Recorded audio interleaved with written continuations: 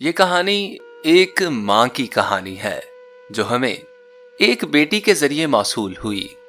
वो बेटी कहती है कि जब मैं 5 साल की हुई तो मेरी माँ को पागल खाने वाले आकर ले गए, क्योंकि वो जहनी तौर पर बिल्कुल पागल हो चुकी थी। तब मेरे मामू मामी हमारे गांव आए और मुझे अपनी बेटी बनाकर अपने साथ लंदन ले गए। 15 साल गुजर गए, मगर मैं कभी वापस अपने गांव नहीं आई और ना ही मुझे मेरी मां की कोई खैर खबर थी। वैसे भी मुझे मेरी मां से नफरत थी, क्योंकि सब कहते थे कि मेरी मां एक बदकिरदार औरत थी। फिर खबर मिली कि मेरी मां की पागल खाने में ही मौत हो गई है। यह खबर सुनते ही मुझे बहुत तकलीफ हुई। ऐसा महसूस हुआ जैसे मेरे जिस्म का कोई हिस्सा मुझसे जुदा हो गया हो। हम सब लंदन से अपने गांव वापस आ गए। मां को दफन करने के बाद मेरी मुलाकात उनकी एक सहेली से हुई। उन्होंने बताया कि तुम्हारी मां बदकिरदार नहीं थी, वो तो बहुत नेक और तहज्जुद गुजार औरत थी। शादी से पहले वो एक लड़के से मोहब्बत करती थी, मगर तुम्हारे नाना ने जबरदस्ती उनकी शादी तुम्हारे बाबा से कर दी। तुम्हारे बाबा तुम्हारी मां पर बड़ा जुल्म करते, लेकिन वो चुपचाप सब बर्दाश्त कर लेती। और फिर एक दिन तुम्हारे बाबा ने तुम दोनों को छोड़कर दूसरी शादी कर ली। दूसरी शादी करना थी कि तुम्हारे बाबा ने तुम्हारी मां को तलाक दे दी। तलाक के बाद तुम्हारी मां की जिंदगी में वो लड़का वापिस आ गया जिससे वो शादी से पहले मोहब्बत किया करती थी।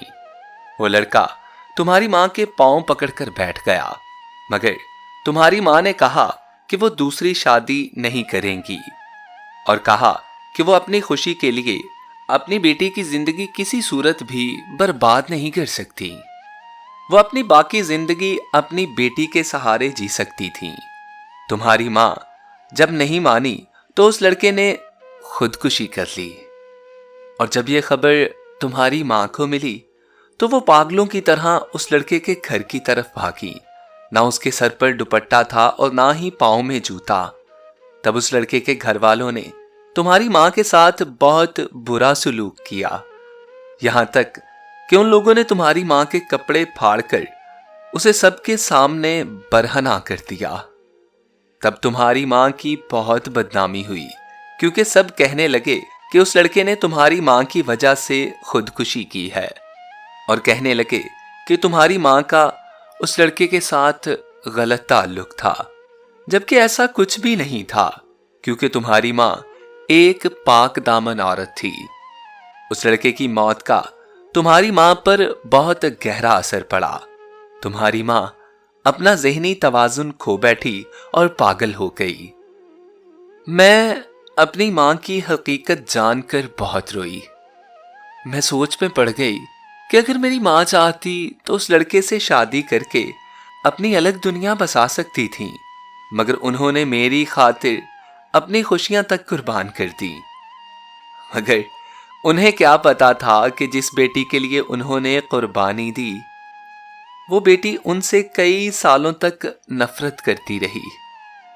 मुझे आज अपना सब कुछ लुटाकर भी मां मिले तो मैं लुटा दूं। आज मां की कदर करने को दिल करता है, मगर मेरे पास मां नहीं बल्कि एक मिट्टी का ढेर बचा है, और अब उसी मिट्टी के ढेर को गले लगाकर मैं अक्सर रोती रहती हूं। दुआ है अल्लाह रब्बुल इज़्ज़त हम सब की माओं का साया हमारे सरों पर हमेशा सलामत रखे, और हर औरत को अल्लाह रब्बुल इज़्ज़त इस माशरे की बदनजरी और बहतानों से बचाए रखे।